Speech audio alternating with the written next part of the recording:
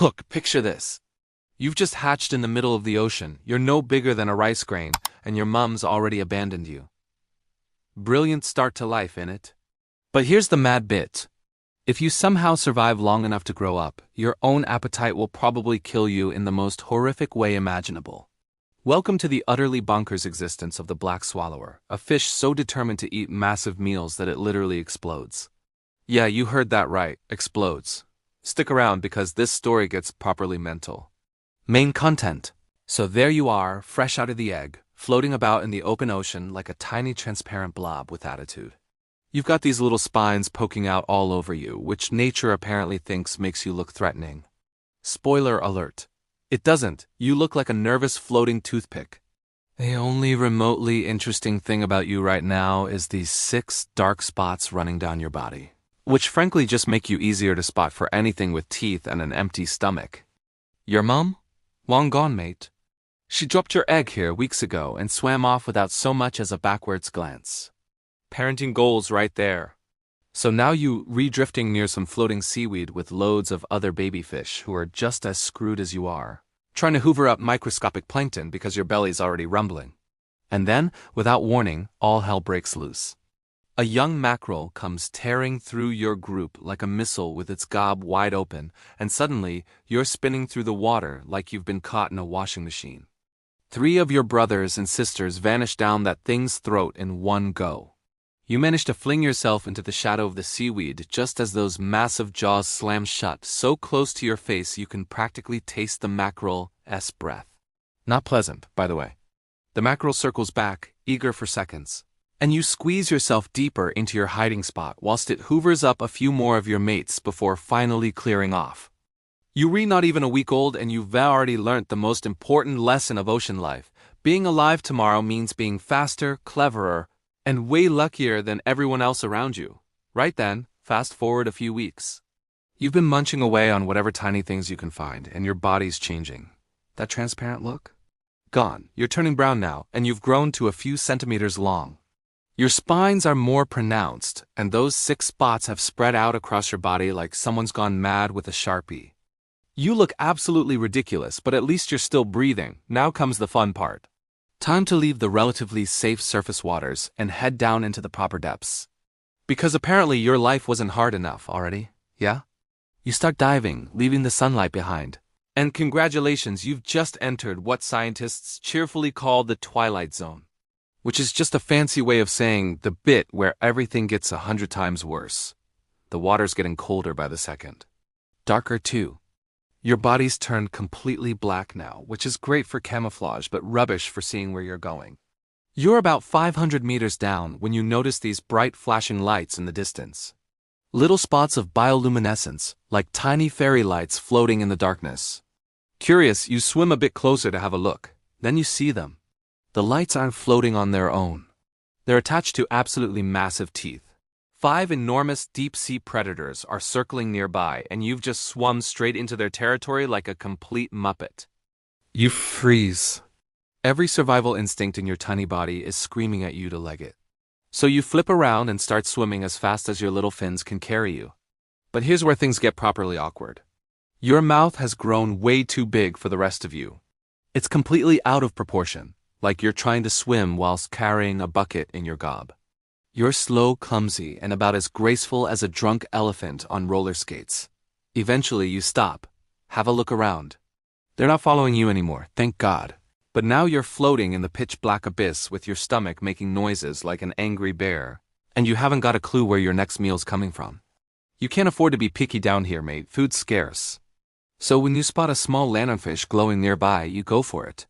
Your oversized mouth opens wide, you lunge, and success. You've caught something. You're feeling pretty chuffed with yourself, swallowing it down, when you notice something that makes your blood run cold. A massive shape rising from below.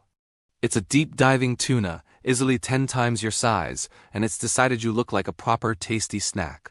Your brain kicks into panic mode. You spit out the half-digested lanternfish because there's no point carrying extra weight when you're re-running for your life, and you start zigzagging through the darkness like a caffeinated pinball. The tuna rockets upward, its jaws snapping at your tail. You're dodging left, right, up, down, your tiny black body almost invisible even to yourself in this darkness. After what feels like forever but is probably only a few seconds, the tuna gives up and swims off to find an easier meal. Welcome to your new daily routine. Hunt small things, run from big things, repeat until you die. Lovely. But you keep at it somehow. The months pass and slowly, gradually, your body starts to make sense. You're about 15 centimeters long now, and congratulations, you officially an adult black swallower, living 1,500 meters down in the pitch-black abyss where the sun's just a distant memory and everything wants to eat you.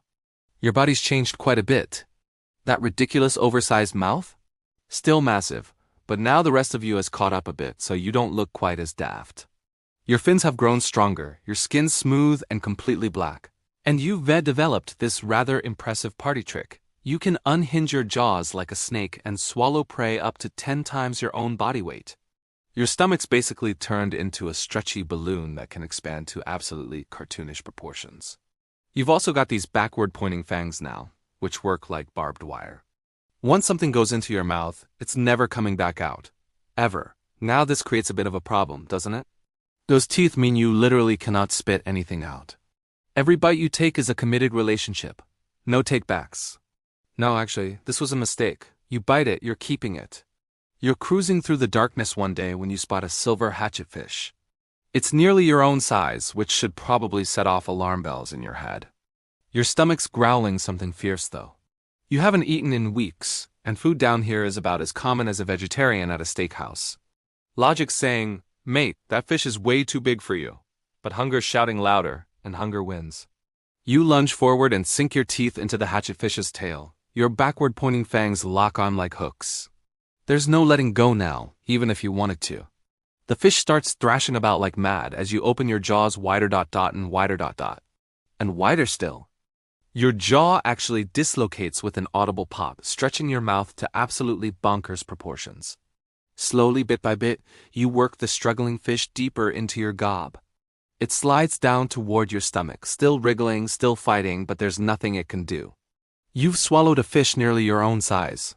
Your stomach's ballooned out to 3 times its normal size. You look like you've inflated your belly with an air pump. You're properly massive now, and you start swimming back toward your usual hunting grounds, except your bloated body's much heavier than before. You can feel yourself being dragged downward by the sheer weight of your meal. Eventually, you find a spot to rest and settle in to digest this enormous feast. This should keep you fed for about a month, you reckon. Plenty of time to break down every last bit of that hatchetfish. You drift in the darkness, feeling dead satisfied with yourself. What a successful hunt that was. Days pass, then weeks. You've been floating lazily, letting your digestive system do its thing. But by the 3rd week, you notice something's not right. Your stomach's still massively swollen, even though you should have digested way more of the fish by now. That's when you smell it. A sickening, rotten odor coming from inside your own body. The fish has started decomposing in your stomach, and the gases from that decomposition are building up. Your belly starts expanding even more, stretching your skin to its absolute limit. You're getting dizzy from the toxic fumes brewing inside you. The pressure's becoming unbearable. But remember those backward-pointing teeth? Yeah, they mean you can't vomit up the rotting mess, even if you desperately wanted to. You're stuck with a ticking time bomb in your belly, and your own evolutionary adaptations have sealed your fate. You start wandering aimlessly through the darkness. You can't even tell which way is up anymore. You're disoriented, bloated, toxic, and dying slowly from the inside out. That's when you see another shadow approaching. It's another black swallower, much bigger than you. You know you should swim away, but your bloated, poisoned body just won't cooperate.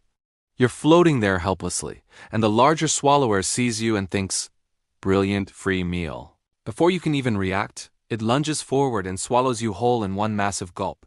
You die instantly. But the larger black swallower has absolutely no idea what terrible mistake it's just made.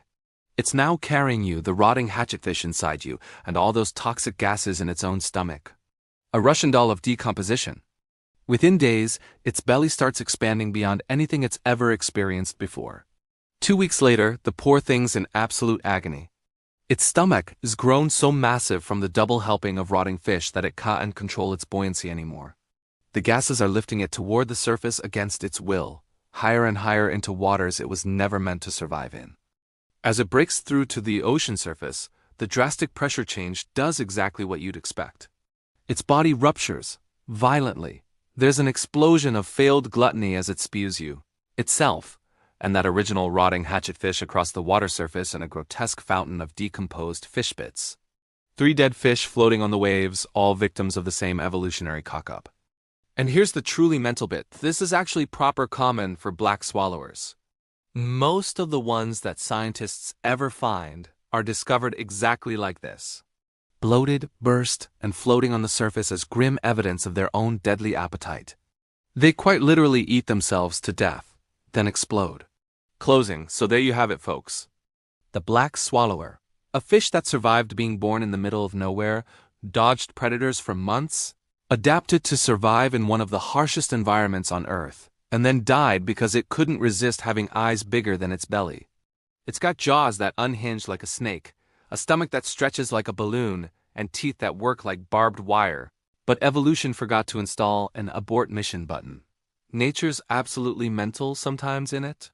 This fish is basically the poster child for it. Just because you can doesn't mean you should. But that's life in the deep sea for you. It's dark, it's brutal, food's scarce. And when you finally do find a meal, you've got to decide whether it's worth potentially exploding over. If you found this story as bonkers as I did, smash that like button and subscribe for more absolutely wild tales from the natural world. Trust me, if you think the black swallower's mental, wait till you hear about some of the other ridiculous creatures lurking in our oceans. The next one's going to properly blow your mind. Cheers for watching, and I'll catch you in the next one.